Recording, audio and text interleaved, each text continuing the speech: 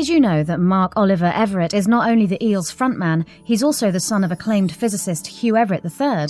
On BBC4 Now, Everett Jr., better known as E, sets out to understand the importance of the parallel worlds theory of quantum mechanics originated by his father, and he learns a good deal about his multi-world childhood en route. There's some strong language in Parallel Worlds, Parallel Lives.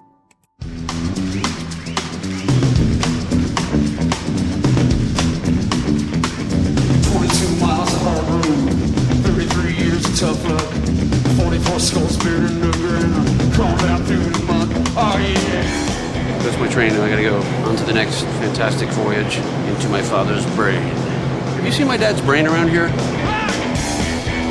Your dad's theory is one of the most important discoveries of all time in science. I would put it right up there with Einstein's relativity theory and Newton's theory of gravity. There really are very large numbers of versions of you that really exist. Now you're blowing my mind. Good. Oh yeah.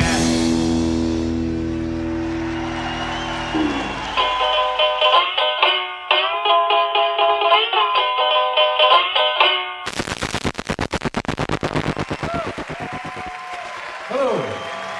Nice to see you. Mark Oliver Everett, known to his friends as E, is the creative force behind the successful cult rock band Eels, who, over the last decade, have been earning critical kudos, a shelf load of music awards, and have even popped up on the soundtrack of the hit movie Shrek. There's nothing that I want to do more than get alone and be with you. Trouble with dreams is they don't come true, and when they do, they can catch up to you. But what many of Mark's fans don't know is that his father, Hugh Everett, was a brilliant quantum mechanic. He developed the groundbreaking theory of parallel universes, a scientific theory that has seeped into the worlds of film, music and literature and is part of our everyday vocabulary. I don't remember knowing when he was alive that he was like a famous physicist. I don't know if I ever even knew that till after he died.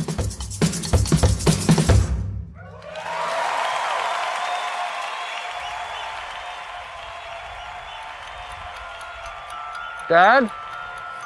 Mom? Can you hear me? My dad, who was a devout atheist, of course, his dying wish was to be thrown out in the trash. And my mom kept his ashes in a filing cabinet in the dining room at our house for a few years, and then eventually honored his wish and threw him in the trash. That's the truth. Here's my mom. This is the one. I haven't never seen it before. It was something she wanted me to take care of after she died. Oh, there's one for my sister too. I've never seen that. Wait, where's my father's stone? I just don't get it. It's a mystery. Mark's father was a distracted genius, lost in his own world. They lived in the same house for 20 years, yet they barely spoke. In fact, one of Mark's lingering memories of his father was a distressing day in July 1982.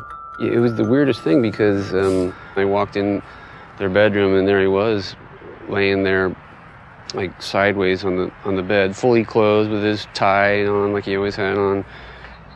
You know, I tried to wake him up. Or when I put my arms under him and I picked him up, his body was completely stiff. And it was just so surreal because I was touching him, which is the only time I could remember having any physical contact with him. And it was just also so obviously it was, you know, very traumatic and a horrific scene, but it was also had the added surreal quality for me because, you know, my father had just died, but I barely knew him, so it was hard to know how to feel like a normal person would feel in that situation. So I guess it's pretty sad that I had, you know, the one really intimate experience I had with him was while he was dead, you know.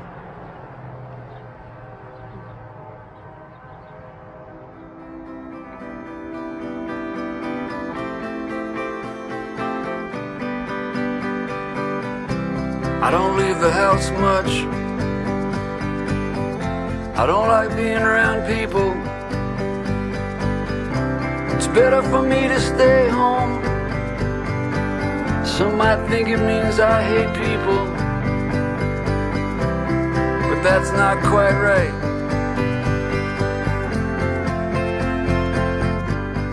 Mark fiercely guards his privacy, but he's opening himself up to confront something that, until now, he's only been able to deal with in his lyrics. It's been almost the exclusive way that I've dealt with my situation, writing a song about my family. He wants to find out why a scientist as outstanding as his father turned his back on academia's glittering prizes. I'm going to go on this trip because it's something that I knew was coming eventually. I didn't want to wait too long either, with my family history, the longevity rate there. Well, you have to have a sense of humor. That came from my family. That was the way we communicated. Like, nobody said "I love you" or anything like that. It was very kind of jokey, sarcastic family, and that was how we communicated. Oh, what do we got here? This is Bobby's room. Yeah. How many dogs get their own room? He's the most spoiled dog in Los Feliz, maybe in the world.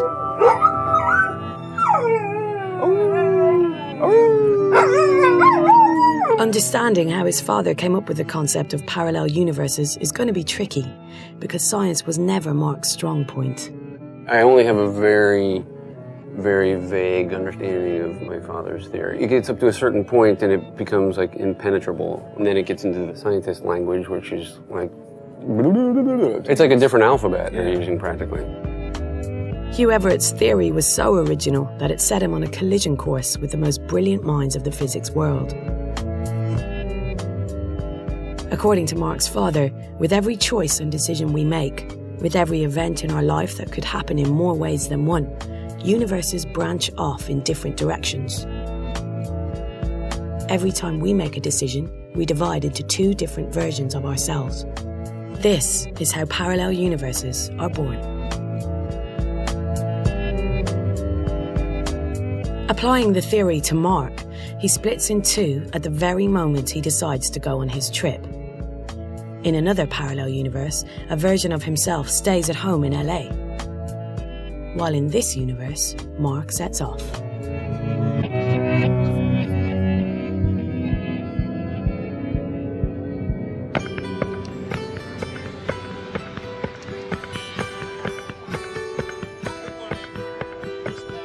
Blinking lights on the airplane wings, up above the trees.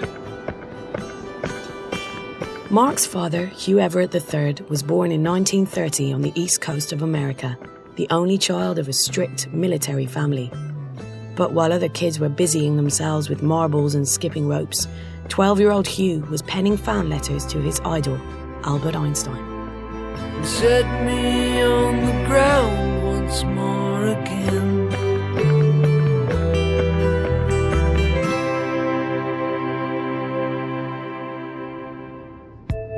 Like his father, Mark grew up in the stiflingly rigid confines of American suburbia, in Virginia, just outside Washington, D.C.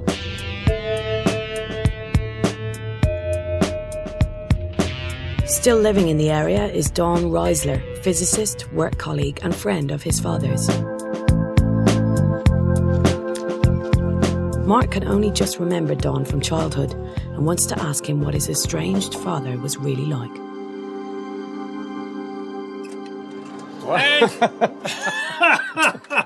Hello, Mark. You dressed for me. Absolutely. Wow. Who could turn down this opportunity?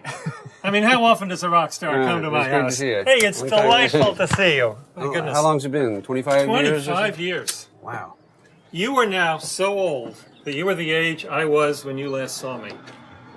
Really? Yeah. Wow. You guys are always doing the math. Always doing strange stuff, yeah. So, come in. Thanks. And be comfortable. There's a bathroom there if you need. Fluids here. We can sit down. Great. When did you first meet my father? 1970. It was a job interview. And he very timidly, I know that's not what you think of, but very, very timidly said, "Have you by any chance seen my paper on quantum mechanics?" That day. That day, yeah. And I said, "Oh my God, you're that Hugh Everett." Because I had seen it and thought it was the work of a raving lunatic. And told him. You said that? And he thought it was very funny. And so we knew we could enjoy each other. Wow. Even though he was of constant physical presence, he's really a complete mystery as a person to me. What was he like? You know, that's what I don't really know. He was peculiar and a bit eccentric. He was a very good friend to me in his way. Yeah, I will show you something that friendship and contrast. You have here. Wow, he's outside. Yeah, this would have been late 70s. That's basically what he was wearing every day and every night at the dining room table as well. Yeah. That was his uniform. The only thing you guys have in common is facial hair. Yeah. And otherwise, you look like completely different, you know, it's like species. City guy and mountain guy. And yet we were really good friends. Don is an expert in quantum mechanics and starts Mark off nice and easy on his quest to understand his father's theory. All you need is a pencil. If I take a pencil and I cut it in half and cut it in half and cut it in half and just get ever smaller pieces, at some point I may run out of something I can cut in half. You've gotten to the point where the pencil no longer can be subdivided. You've come to something that's no longer bits of a pencil, but is something more fundamental. And that was the notion of an atom. Atoms are the building blocks of the universe, microscopic particles that make up everything we see around us, from houses and guitars to rock musicians. They're so small that there are more atoms in a full stop than all the pencils in the world. If you could somehow look inside one of these atoms, you might see what it's made of. In the middle is a concentrated ball of material called a nucleus. Around the nucleus are tiny particles called electrons. These electrons spin super quick around the nucleus. Now, this is the crazy bit. The classical laws of physics seem to work fine for everything much bigger than an atom. For instance, Newton's gravity makes apples go down rather than up. At an intuitive level, these classical laws make perfect sense.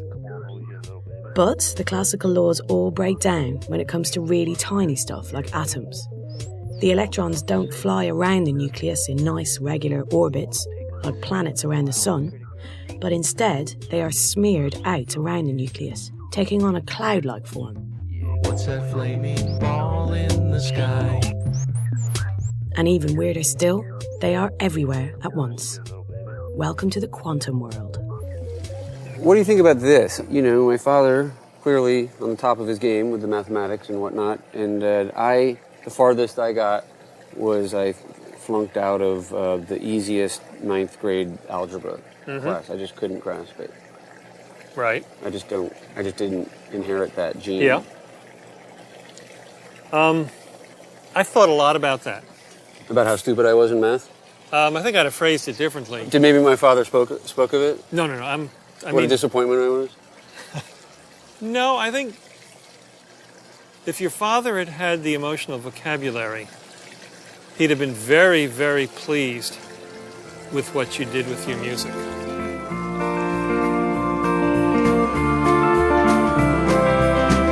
I feel like an old railroad man riding out on the Blue Mountain line, humming along Old Dominion blues. Not much to see and not much left to lose, and I know I can walk along the tracks. It may take a little longer, but I'll know how to find my way back. Like Bon Jovi looking at life in a rock band sucks, man. On a steel horse I ride, wanted dead or alive. Hugh Everett wanted to win a place at Princeton University to study for a PhD and be close to his hero, Einstein. A glowing reference from Hugh's undergraduate professor confirms that he was already a budding genius. Says this is a once-in-a-lifetime recommendation, for I think it most unlikely that I shall ever again encounter a student I can give such complete and unreserved support. Yeah, that sounds like a ringing endorsement.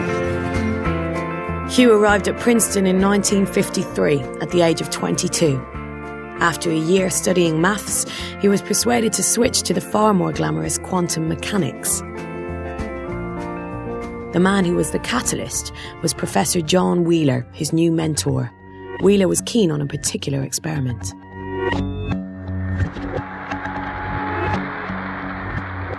It's called the double slit experiment, and physics professors love it because it's the perfect way to demonstrate the weird quantum behavior of tiny particles. I'm going to tell you what nature behaves like, and if you will simply admit that maybe she does behave like this, you will find her a delightful, entrancing thing. So that's the way to look at the lectures, not to try to understand. I think I can safely say that nobody understands quantum mechanics.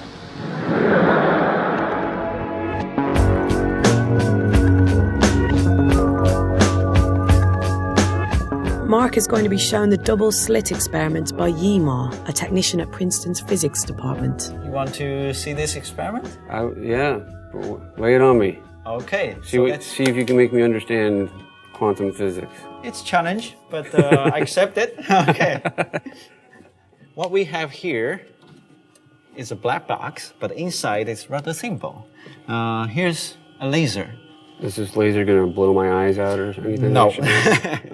They are very... I went to a Who concert in 7th grade, and the laser went right in my eyes, and I've had to wear glasses ever since. I see. Usually we don't see the laser being in the air, so we have a way of showing it.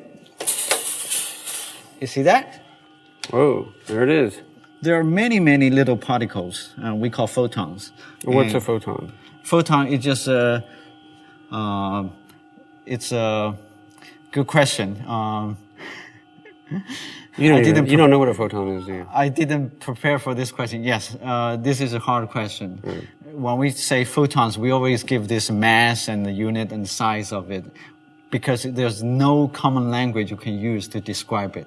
Wow. What it is photon, and massless, so that's very difficult. Wow. So I'm sorry I asked. No, it's a good question. Very good question. I need to put you on the spot.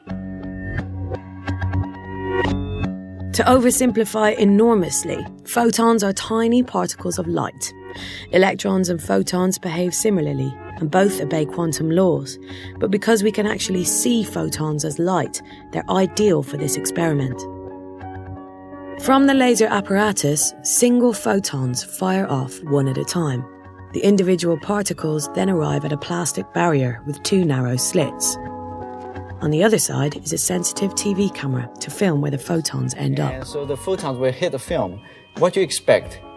You expect we'll hit 2 spots here, like that, or you expect the photon will go all over the map. What do you expect? We have 2 slits here. The choices are all over the map, or just those 2 spots? Just 2 spots, yeah. Yeah. Just the 2 spots?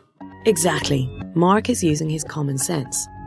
Imagine this experiment was blown up to a much larger scale so that the particles are tennis balls, and a machine is firing the tennis balls at a barrier with 2 gaps in it. Of course, you'd expect to find the balls hitting the back wall in 2 places, in line with the 2 slits. But when our experiment is done with individual photons from the laser, something very different happens. Okay, you see the screen up there? Yep. That's what we see from the camera. See those individual flashes? Oh, yeah, yeah. Those are the photons. Each flash of light is actually an individual photon hitting the back wall. They appear to be landing all over the place. But watch over time and a pattern emerges. Can you see somewhere in the middle of the screen? It looks like a smudge? Yeah, it looks like a smudge. Yeah. Those are the photon, where the photon hits.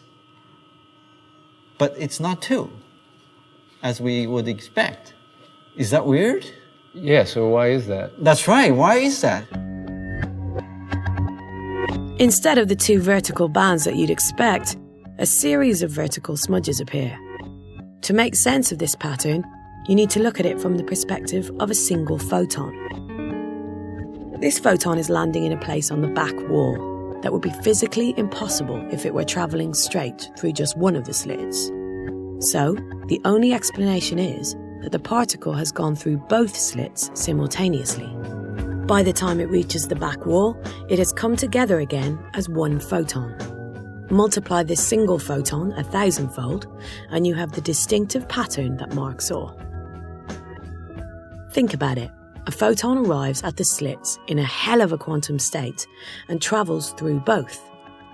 A single object is in two places at once. Now you're blowing my mind. Good. That's our job to do, to blow people's mind. So make you think, right? Whew. My brain hurts. Okay. I wish I was back home playing my guitar.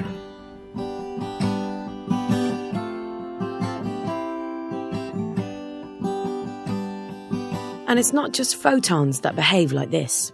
The double slit experiment has been replicated with electrons and with atoms. But we are made up of atoms. So, atoms can be in two places at the same time. Why can't we? One man thought he had the answer, the godfather of quantum mechanics, Niels Bohr. He'd won the Nobel Prize for his research into the atom. During World War II, Bohr escaped the Nazis and ended up helping the Allies develop the first atomic bomb. In 1954, he visited Princeton. While there, he gave a lecture to the students. By this time, Bohr had overthrown Einstein as the giant of the physics world. For a student to challenge him, he'd have to be very naive or very arrogant. It could be argued that Hugh Everett was both. Oh, yeah. Yeah, that's me, and Hale, and this is Niels Bohr. This photograph was taken just before Bohr's lecture. The other men pictured are Hugh's fellow students, and they've come back to the college for their own private reunion. Notice that everyone is wearing gowns. That was required in those days. Those were our dinner gowns. Yeah. You had to wear, at dinner you had to wear the gowns? You had to wear dinner at gowns, yeah. There was a big fight about them. Lucky you didn't have to wear the powdered wigs. They were also convenient for an occasional sneaking in of a female. Oh. So what's going on here? Bohr has come to give a lecture or something? Yeah, he had come to give a lecture.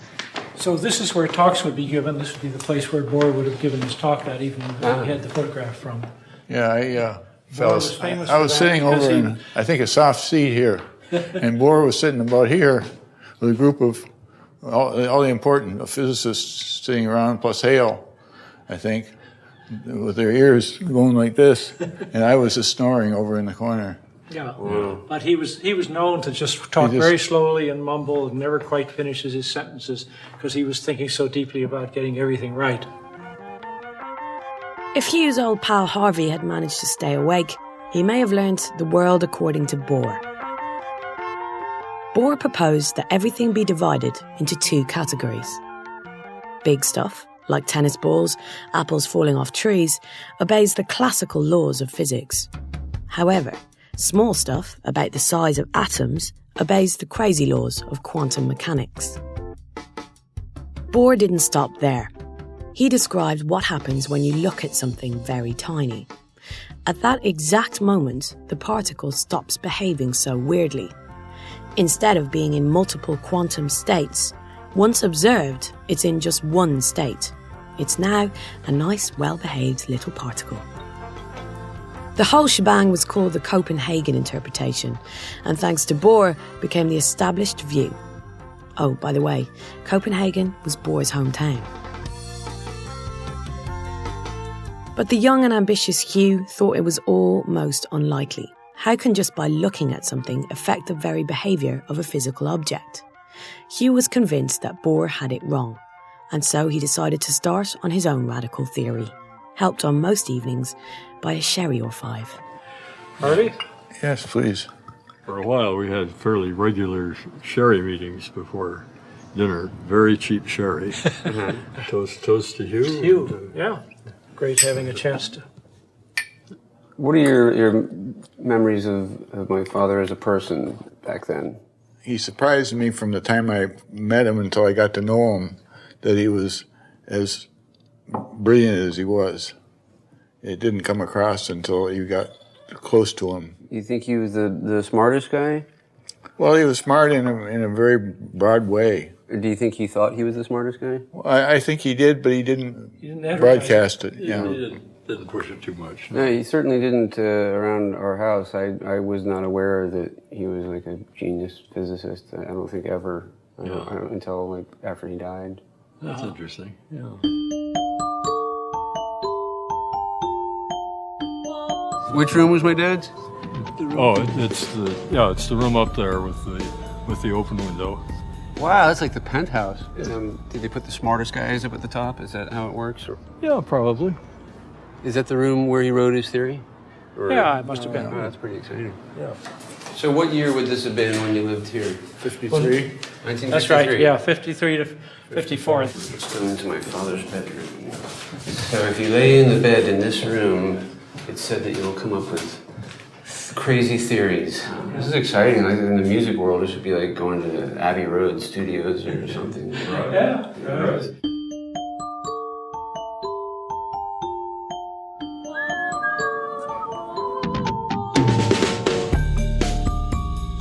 Interestingly enough, I didn't inherit any of his mathematical genius. I have trouble adding up the tip at dinner. I wonder what you feel you understand about your father's theory. I understand that up to the point of anything that can be happening is happening somewhere. The somewhere part is the hard part to wrap my brain around, you know. Like I'm in a science show now. Yes, really good.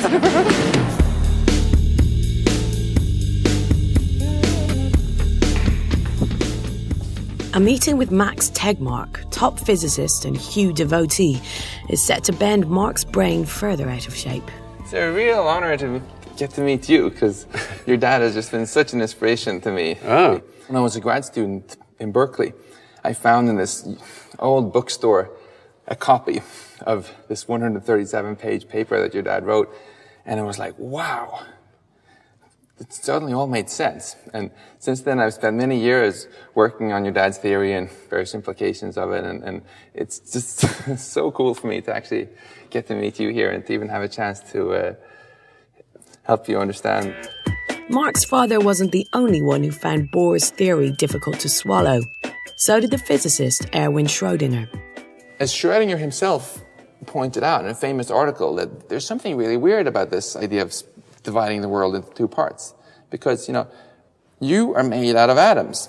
So if an atom can be in two places at once, so can you, right? Schrödinger had devised an experiment to expose this absurdity. He came up with the most famous feline experiment in science, Schrödinger's cat. It goes like this. A cat is penned up in a steel chamber, along with a radioactive substance such as uranium, a Geiger counter attached to a quick-release hammer, and a flask of poisonous gas, hydrocyanic acid. No. Yeah. He doesn't even have legs, and now you're going to poison him? Don't blame me. Blame Schrödinger. Schrödinger was never diabolical enough to do this for real. It was just a thought experiment. At the heart of it all is a quantum event. Every now and then, completely randomly, there's a chance of a uranium atom decaying and emitting radiation. This radiation is enough to trigger the counter that sets off the hammer, breaks the vial that poisons the cat. But if none of the uranium atoms decay over the duration of the experiment, the cat will live. What's so disturbing about this is the fate of a single atom, right, determines the fate of a cat. According to the Copenhagen interpretation, until the experiment is observed by peering inside, the entire contents of the box exist in two possible states. Each uranium atom both has and has not decayed, and still further, the poisonous gas has both killed and not killed the cat. And this is the paradox. A single cat that is both dead and alive at the same time. That's what Schrödinger couldn't buy, and neither could Hugh. In the winter of 1954, sometime after the Bohr lecture, fortified by some sherry and chat with Bohr's assistant, Org Peterson, Hugh came up with the theory of parallel universes. Hugh argued that everything in the universe, big and small, obeys the laws of quantum mechanics. And, instead of the observer, Hugh introduced the notion of splitting. Splitting occurs every time a quantum event happens, and this is how parallel universes are created. How does my father's theory solve the two different outcomes of the cat experiment? It says that both outcomes actually happen. The paradox of Schrödinger's cat had been that the one cat was both dead and alive at the same time. Hugh solved the problem with parallel universes. Two cats existing in separate worlds, one cat dead, the other alive. Hugh's theory was visionary and backed up by some serious maths. He was only 24 years old. Some people think you have a problem, but that problem lies only with them. Beautiful freak, beautiful freak. In my personal opinion, your dad's theory is one of the most important discoveries of all time in science. I just can't emphasize enough how important I think it is. And so I would put it right up there with Einstein's relativity theory and Newton's theory of gravity and so on. And I think 50 years from now, he's going to be even more famous than he is now when more experiments have confirmed that this seems to be the way the world works. I'm starting to understand a lot more now. Just need to come out here into the nice Princeton air and shake my head a little and let it all settle. Talk to the squirrels. So if one of the squirrels gets the decayed poison and the other squirrel gets the non-decayed poison, oh shit, now there's 3 of them. Now I'm really confused. Here we go! Walk myself down Sycamore Street. The sun beats down, no shoes on my feet. Don't use it. Daisy through concrete. Daisy through concrete. So this is the archives of Princeton University itself, over 250 years of the institution's documents are here. And of course, every dissertation that's been produced starting in the 1870s, including your father's 1957 dissertation, which is right down here. So, on the foundations of quantum mechanics. I haven't heard that title before. Recommended for acceptance by the Department of Physics, March 1957. Mm-hmm. So this is the opening of the theory. And the crazy thing is I actually understand it. Quantum mechanics is reformulated in a way which eliminates its present dependence on the special treatment of observations of a system by an external observer. This is getting weird because I know what that means now. What's happening to me? What Hugh had done was reconfigure the whole framework of quantum mechanics by taking out the need for an observer that Bohr had so relied on. With the hubris of youth, Hugh hoped that Bohr would recognise his parallel universe theory as a breakthrough, a validation of his genius.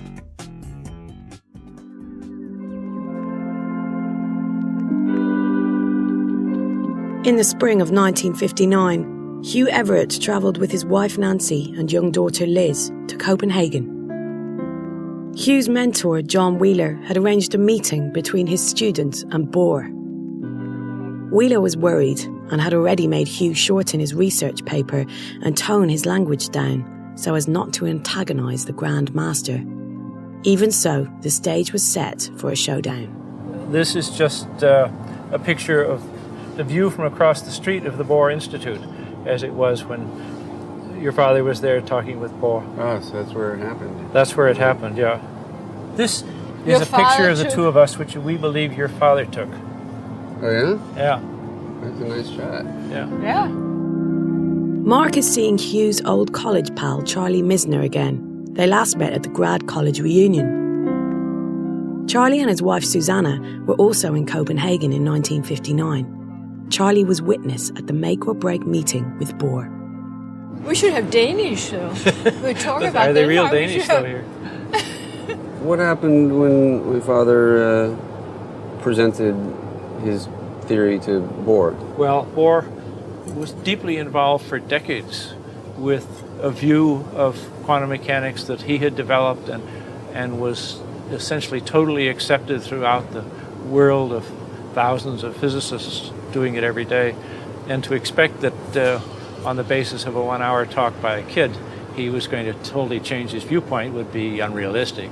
I doubt that there was any striking meeting of minds there. They just listened to each other. Do you think some of it had to do with their egos, maybe, like on both sides? Yeah, each of them was sure that they had gone over all this in their own minds, and they knew exactly what was the right way to think about it, and it was very hard to find a way to arrange a meeting of the minds. So ended one of the great scientific debates of the 20th century. Bohr's interpretation of quantum mechanics remained triumphant, and young Everett's new idea was to be ignored. It must have been incredibly frustrating to feel like he'd come up with something so kind of groundbreaking and then just kind of have it brushed under the rug. Right. Oh, yeah. It was very sad, yeah.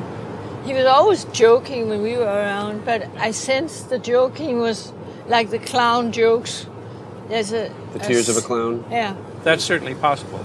Yeah, I mean, to me it sort of made sense why he was this kind of isolated presence in the house all those years, just sitting there and not really saying much. I see. Oh, is that right? But I sensed that he was not really happy. Yeah, I think he was definitely depressed. Yeah. His mother was somewhat bipolar, wasn't she? Yeah, she spent time in mental hospitals. Yeah. And what about your sister? And my sister, yeah. Was she having also depressions? Yeah. Severe. So I think I could sense no doubt right. that Hugh was... There's a little strain of crazy in the family. Well, we have it in our family. My sister committed suicide, and Liz also took her own life. Yeah. You know, when Liz committed suicide, in her suicide note, she wrote that she was going off to meet our father in a parallel universe. She was a very intelligent girl. Yeah. So it was very sad.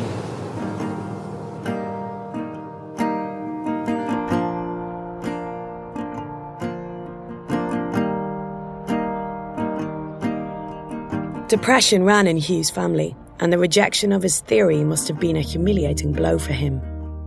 When Hugh realised the scientific establishment would never accept his brilliant theory, he left academia for good, and his theory disappeared into the university archives. I think I've gotten to like a turning point where I am really glad I'm doing this.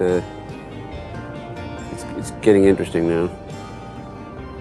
To the me that split off and didn't come on this trip, you lazy sack of shit.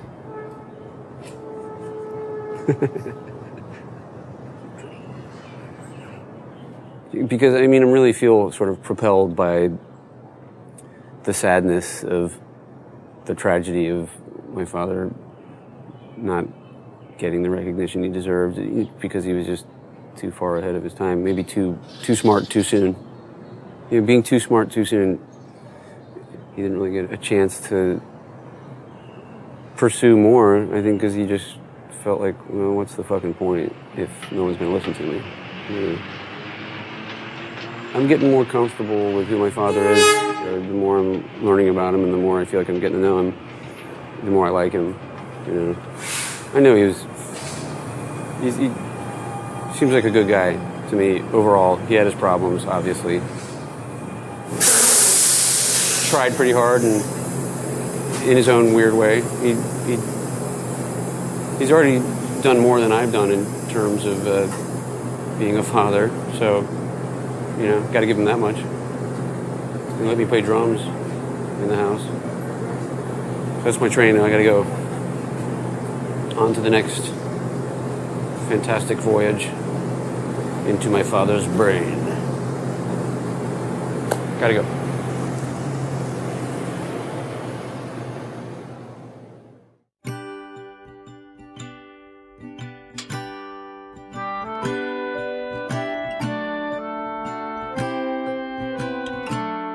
Mark has finally summoned the courage to face something he's been putting off for years.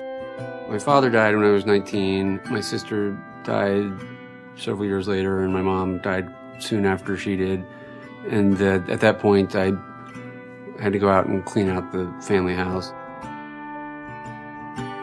I boxed up a whole bunch of stuff of my father's. It's all been sitting under my house all these years, and I haven't ever looked at any of it. You know, it's a painful world to open up.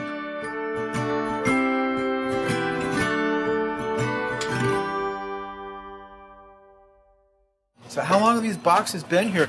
They've been here like 8 years.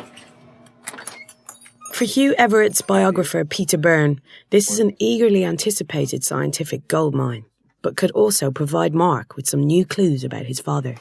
Wow, man. This is a really cool basement. It's a little dusty. Wow. Well, there's a... Where do you want to start? Treasure trove here. Well, why not just, you know, work, as they say, linearly. Start with that one over there, the when plastic we started there, thing? and then come back and start like looking at the work papers and work our way that way. You know? All right. It's another rock and roll party Saturday for me.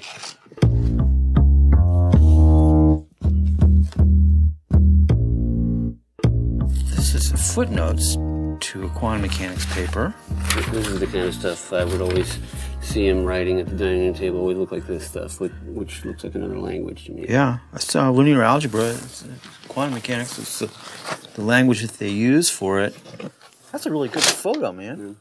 Yeah. Wow, looks like bushy-tailed and bright-eyed. That didn't last long. Then no one took him seriously, and he lost the fire in his eyes. Well, yeah. How would you like to invent like one of the coolest things of all time and have people go, Happens every time I put an album out. Oh, yeah, definitely. Cool. This looks like tapes. Yeah, who knows what's on there, man. That's going to be amazing to listen to that. Who knows what's on there? The bad news is I remember dropping his dictaphone in the tub once when I was a kid. Really? And ruining it, but hopefully that's not the same one that I ruined. But I don't know if I'd recognize his voice, to be honest with you, because besides the fact that it's been 25 years since he died, I didn't hear him speak much in the 18 or 19 years I lived in the house with him, so it'll probably sound weird to me to hear his voice. Oh, there you go. Let's see if it works. That didn't sound good. This might be the one I dropped in the tub when I was a kid. For such an important scientist, archive material of Hugh is surprisingly scarce. There are very few photographs of him and no known film footage. These dictaphone tapes might be the only recording ever made of Hugh's voice. I think we're shit out of luck on this for today. All right, I'll get my people on this. Okay. One of my roadies can probably figure this one out. This universe isn't what it worked, you know. Hey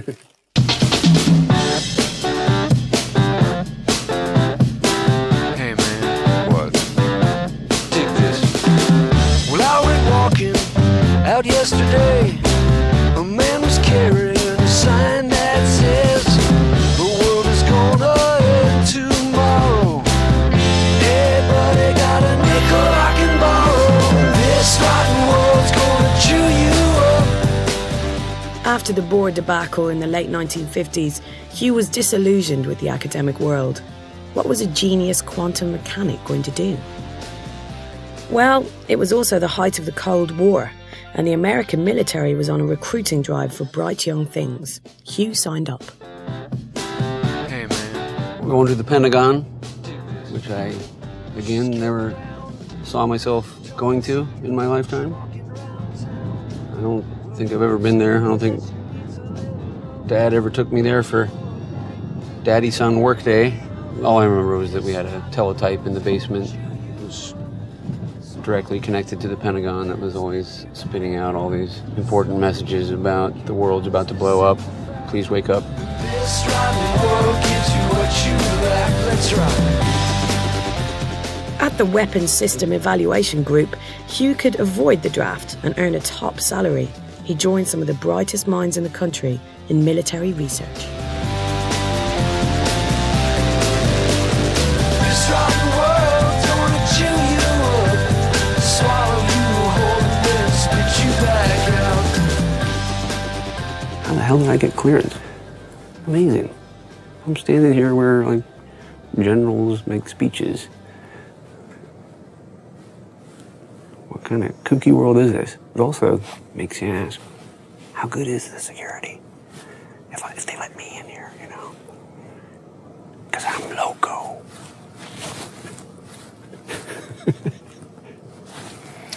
All right, back to business. First question, ABC. One of Hugh's documents has been declassified. Called the Radioactive Fallout Project, it analyses the chilling effects of nuclear war between the Soviet Union and the US.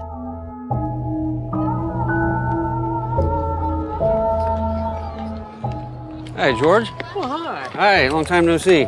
Hugh's colleague on this project was nuclear physicist Dr. George Pugh. I think the last time I remember really meeting you was a couple of times at your home. At the time you were busy getting better and better playing the drums. That's right. Because of their research, Hugh and George could warn President Eisenhower that the military had completely underestimated the devastation of World War III. Do you think my father had any moral issues working for the government? You weren't a couple of trigger-happy guys with the fate of the world at your hand? No, after we briefed Eisenhower, there was a gradual shift in U.S. policy not to build so many 20 megaton weapons as they were doing, and for God's sakes not to go to 100 megaton weapons, which they never did. So you guys really made a positive difference in the world by doing I think that. we really did. Yeah. It was a darn good thing somebody did what we did. Yeah, I'll say. But it wasn't all bomb talk. The fact that his brilliant theory had been banished to the archives was still close to Hugh's heart. I think it was ahead of its time. As a matter of fact, he and I agreed that it was ahead of its time. Now it's 50 years later, so it was like 50 years ahead of its time. Isn't it amazing that there's a term, Everettian? Yes, I saw that. Some physicists are Everettians, some aren't Everettians. I might try to get my music fans to start calling themselves Everettians. I'd like to hear your band sometime. I think you'd like it. It's sort of Everettian rock. Uh-huh.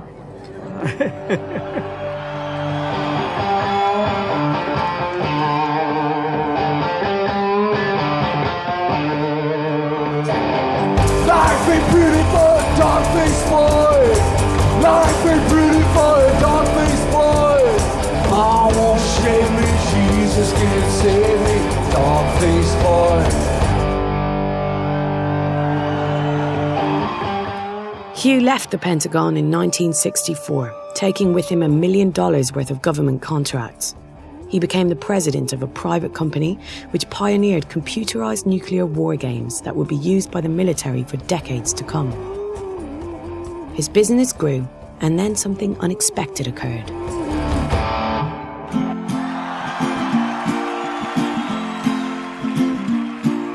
Today is a lovely day to run. Start up the car with the sun. In May 1977, Hugh packed up the family and drove them to Austin. He'd been invited to give a lecture at the University of Texas. Things were stirring in the quantum world. Hugh's theory had started to be referenced in articles and books. There was a real buzz about parallel universes amongst a number of young physicists. He was a kind of star at the conference. For shy young physicist David Deutsch, later to become Britain's leading expert on quantum mechanics, it was a terrific opportunity to learn about the theory from its creator.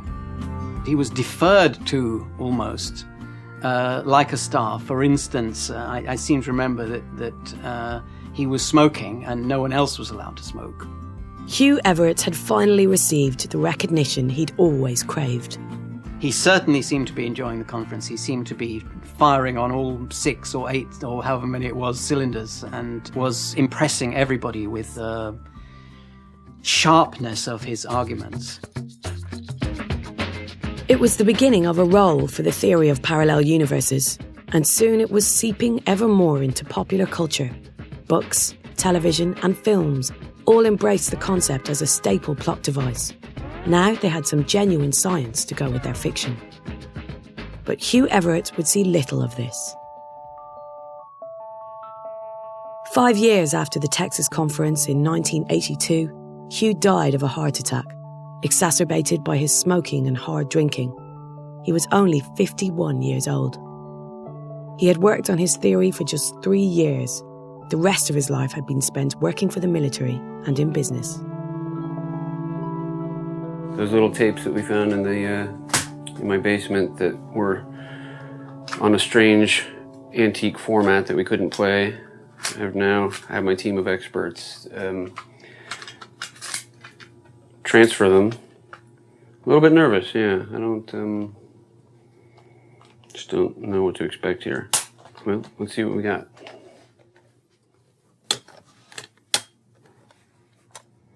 Don't really want to play it. I don't know what to expect here. Well, all right, here goes.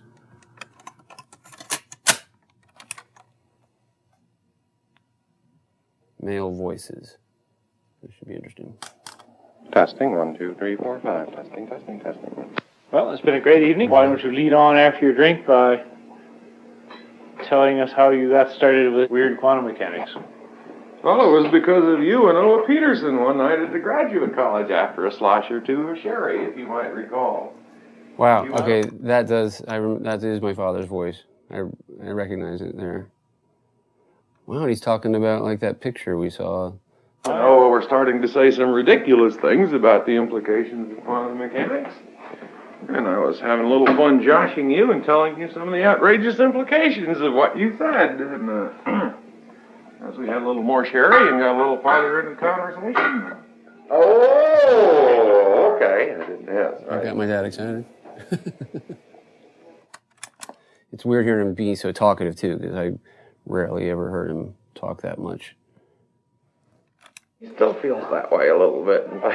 Even as recently as last month in Austin, he still a little bit feels. Oh, was that last month in Austin? Wait, then I know when this is. Even as recently as last month in Austin, he still a little bit. It's interesting because my dad doesn't sound bitter at all here, and I think he's sort of on a high because he just finally got some recognition. This is, a month after he went on the trip to Austin. And he said, like, oh, you should have been in Austin. There's obviously something wrong here. I showed the paradoxes and whatnot, and something should be done to change it. Uh-oh. And he did keep saying why, why. I'm playing drums. His ultimate conservatism, as he put it, kept coming through, Not phasing my dad whatsoever. You had to put Johnny on the straight and narrow track.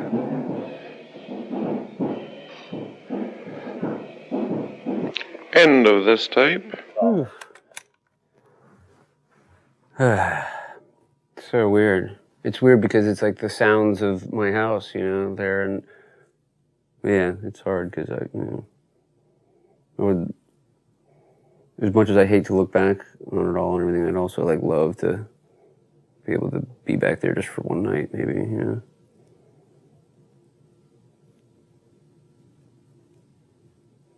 Various voices. Duration 21 minutes, 7 seconds.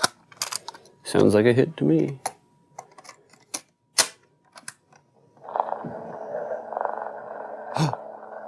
I think that's our cat purring. I'm pretty sure. It's funny if that's my dad recording that. If he's recording the cat purring, I wouldn't be surprised. He did have a thing with animals that was contrary to the way he was with humans.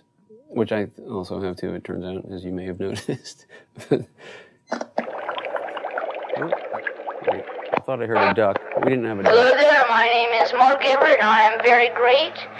And you know it because I am great and beautiful and super fantastic great. You know that I am great. Da-da-da-da-da-da-da-da-da. I am great. So great. I wonder where my delusions of grandeur came from. Oh! And then we've lost power because I told you, this is a weird family. We were all clearly experiments. I'm turning out just like my father, though I swore I never would.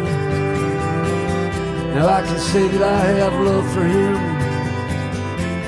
I never really understood what it must have been like for him, living inside his head. I feel like he's here with me now, even though he's dead.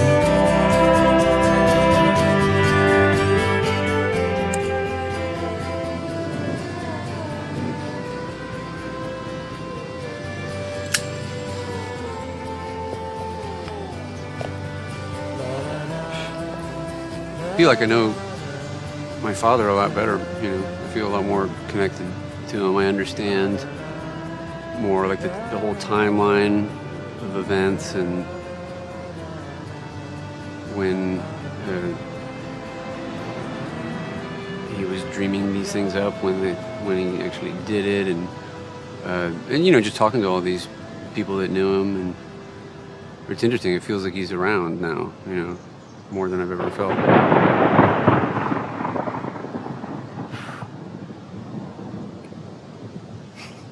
That was too good. I was like, good. I mean, that's just gonna sound like we put that in sound effects, you know? It's too fucking perfect. So in the end, I'd like to say that I'm a very thankful man.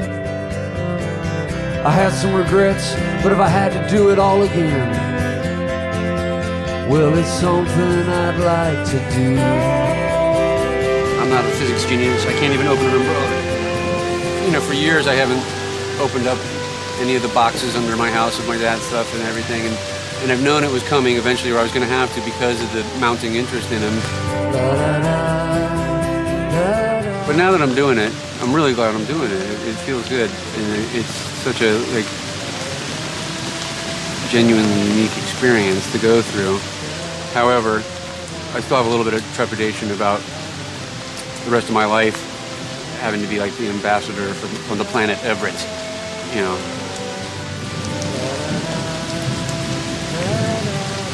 Had I known this was coming, I probably wouldn't have even attempted music and figured, well, I'll get girls this way.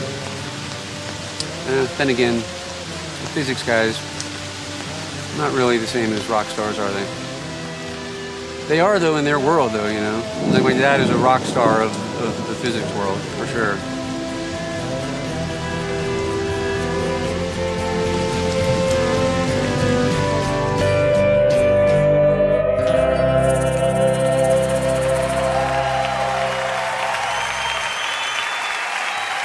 Thanks again, ladies and gentlemen.